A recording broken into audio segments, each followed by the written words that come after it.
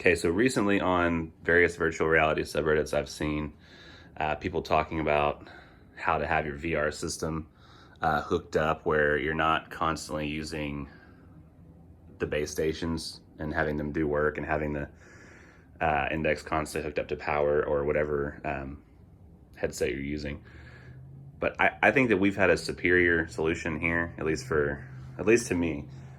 We have these remote control outlets that are all over the room for VR, and I say we, it's really me. But my wife thought of it and it was a good idea. So I have two of these over here, so it's easiest to show you there. I've got two remote outlets. One is the lamp. You can see it's currently in the on position. That's what the light in the room is you're seeing.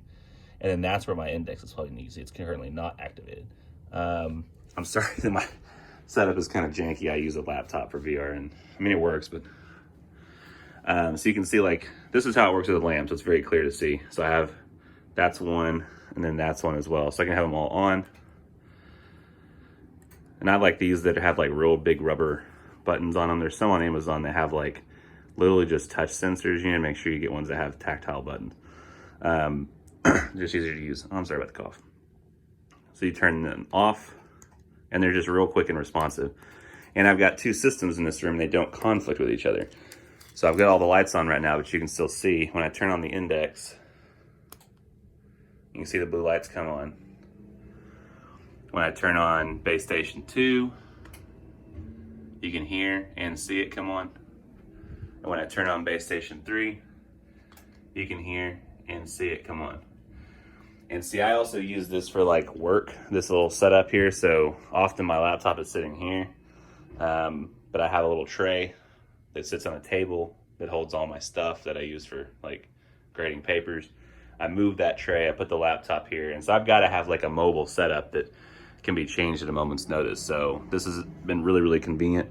I can turn it on and off when needed. So base station's now time to turn off, turn off, turn off, and I'm not using power anymore for my base stations. They're not going to be spinning. I can also turn the lamps off, which is super convenient at night when I'm like, you know what, I don't want this much light for VR. I just want a little bit of light from the corner of the room.